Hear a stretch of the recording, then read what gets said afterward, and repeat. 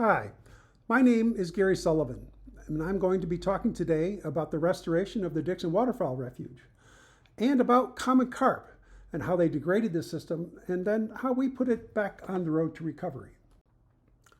Prior to restoration, the site was in agriculture for nearly 100 years, as you can see here on the left.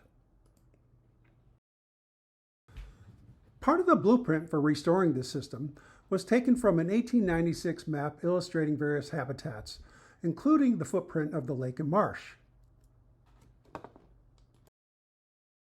We began in April of 2001 by simply turning off the pumps draining water from the site.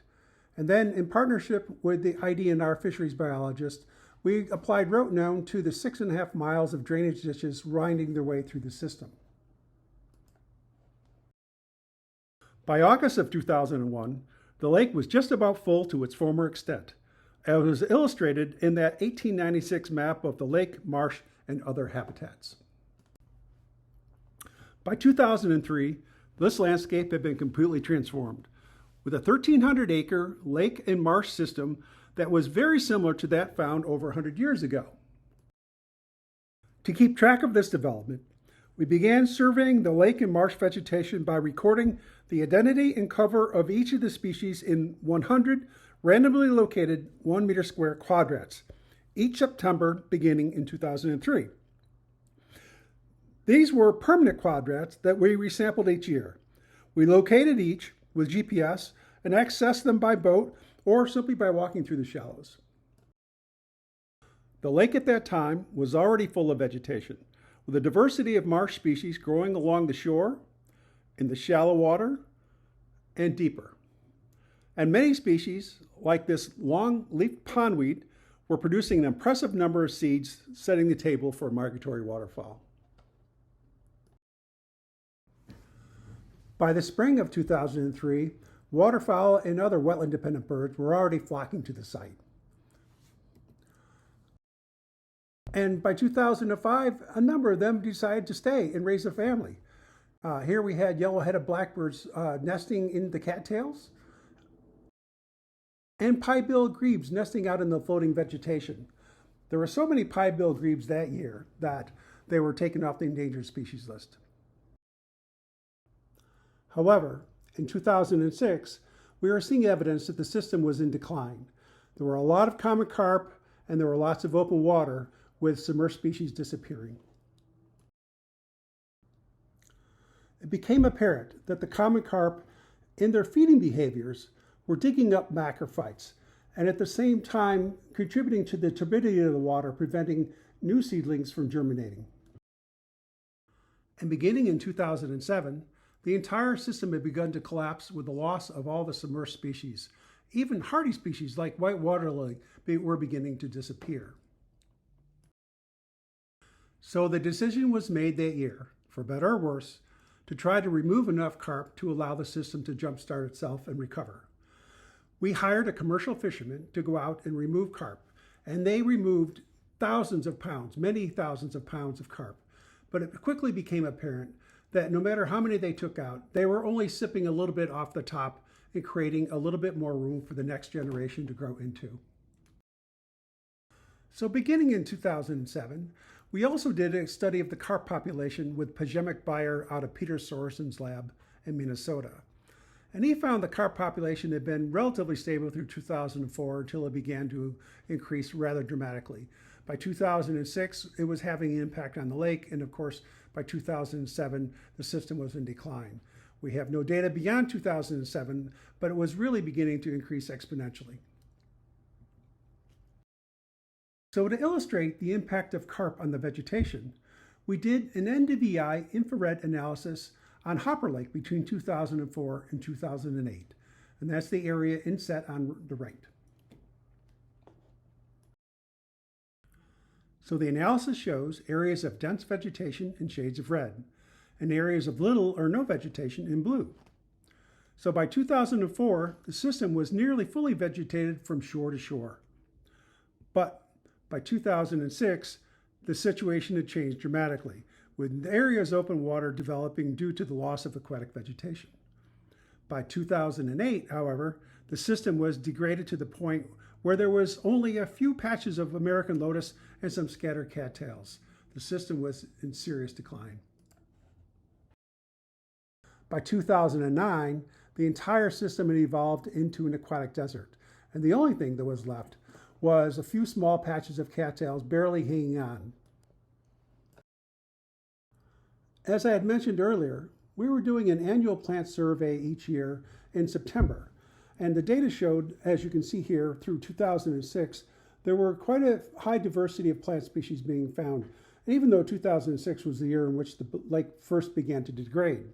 By 2007, those numbers had dropped dramatically, and by 2009, there were only 3 species found, with an additional 2 species found elsewhere outside of the quadrats. We also wanted to look at what impact this loss of vegetation had on migratory waterfowl, and we did this by looking at the data collected by the state's waterfowl biologists in their annual fall aerial surveys. And here you have the total richness of species surveyed along with the peak abundance for each species for each year. And you can see that the numbers really peaked in 2003 and 2004 in terms of the total seasonal abundance and diversity. The slight drop in 2005 may have been simply an off year due to fewer numbers observed throughout the Illinois River Valley. But by 2006, when the system was in decline, we see a large drop in the abundance of all species, except perhaps mallards in the top bar and American coots in the bottom bar. By 2007, we were seeing many species dropping out altogether, and even mallard numbers were down. By 2009, only 7 species were observed, and those in small numbers. Also of note is the observation that the coots were immediately responsive to the loss of vegetation, completely disappearing after 2006. So we were seeing that the impacts of carp on the lake and marsh vegetation was strongly reflected in the use days of migratory waterfowl. So we tried to put all this data together in a correlation to see what was going on with carp biomass. And in this top panel, you can see this is biomass in kilograms per hectare, which again, the last solid numbers we have is in 2007, but we're projecting the number to keep growing on pretty much the same trajectory. If you look in the second panel, percent plant cover really begins to drop off between 2005 and 2006, which is when we began to see the degradation of the system. To the point by 2008, there was virtually very, very little we were finding in any of the quadrats. At the same time, the number of quadrats that were completely bare sediment, that's with 100% bare sediment, they began rising rapidly until almost all the quadrats by the end of 2009 were actually just nothing but bare sediment. The plant richness at the site also began to drop off and follow the same pattern, as well as the waterfowl use days, here times 1,000. So by the fall of 2009, we had thrown in the towel. We decided to draw the system down and start over completely with a drawdown in 2009 and a carp treatment in 2010. So before we got started, we had a lot of really nice fish trapped in those drainage ditches alongside the common carp. So a rescue effort was mounted to salvage them, from the big guys like this northern pike to the littlest guys like this red-spotted sunfish, an endangered species in Illinois. Then in March of 2010, the system was rotenoned by state biologists. And one of the things that I observed at the time, and I was thinking about quite a bit, but I wasn't really too worried about it because there were tile lines that were still draining water into the ditch system. But the conventional wisdom that from everybody I spoke to about this was that that water was pretty much low or had no oxygen in it, it being groundwater. So we didn't really think that would be anything that the carp could use as a refuge from the rotenone. And then, of course, later on that summer, there was an explosion of vegetation, which made everybody feel really great. The only problem was that, as you can see here towards the bottom right of the picture here, the water quality wasn't all that great. We weren't really sure why that was. We weren't really seeing any carp, but the water looked kind of carpy. But the wildlife didn't seem to care. They came back in really large numbers, including many breeding species such as this family here of gallinules. When it came time to do the vegetation survey that year, we found a whole new problem. The density of vegetation was so high that it became really difficult to get around.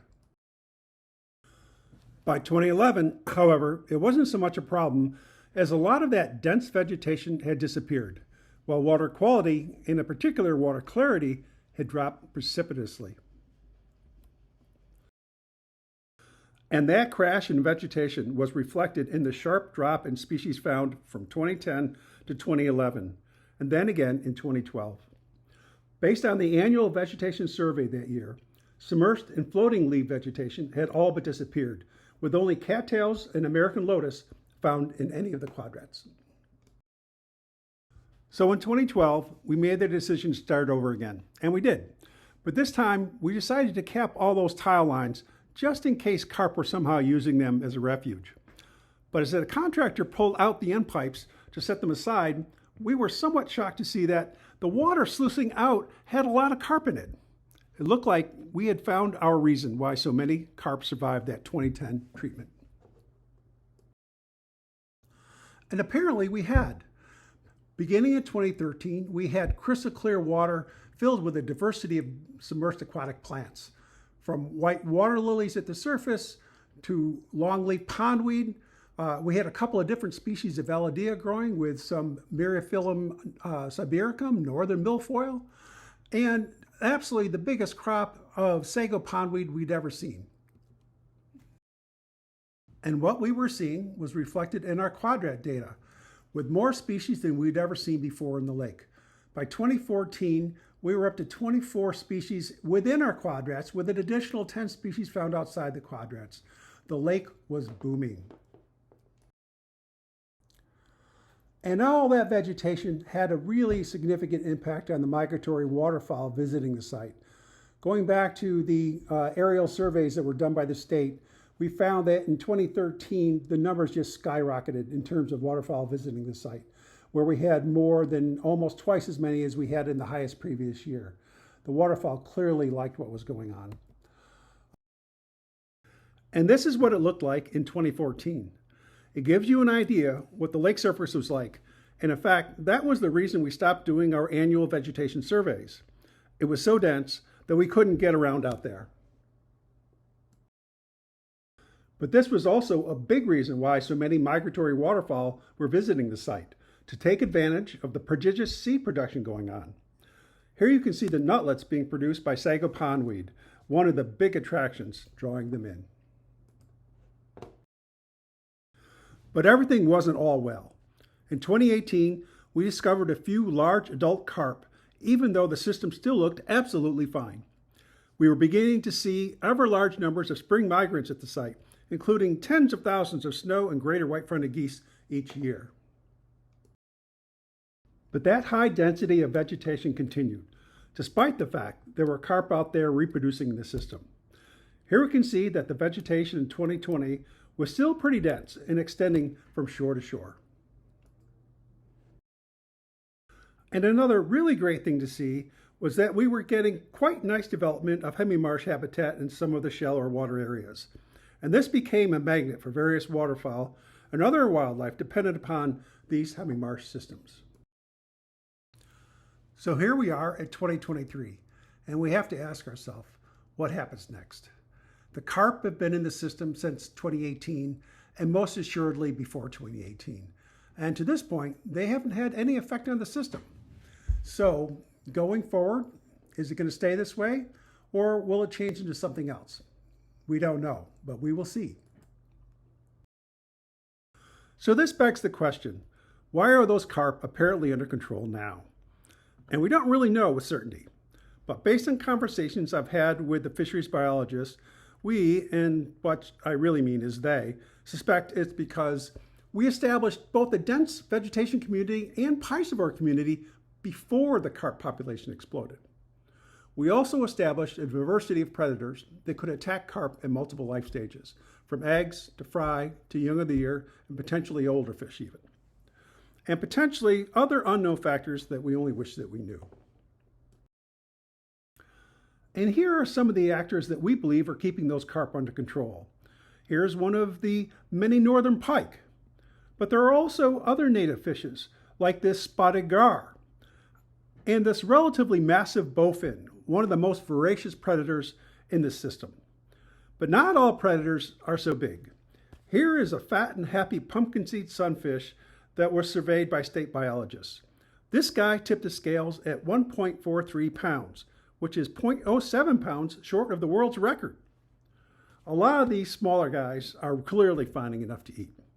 And by the way, the state record for pumpkin seeds caught by angler is also from this system. So, kind of in summary, we have a tale of common carp at the Dixon Refuge. What did we learn?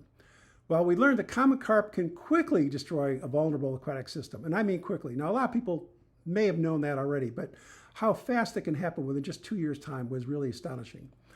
Then getting rid of carp is really hard. It's expensive and may require more than one effort, and it sure did with us.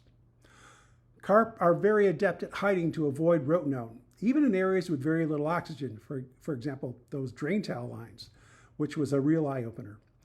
Once the population has been eliminated or significantly reduced, ecosystem recovery can be really, really fast. And then establishing a strong, diverse community of piscivores before the carp population explodes is likely critical. And lastly here, ridding a system of carp takes a commitment, both an environmental commitment and a financial commitment in order to achieve. And with that, I will take questions.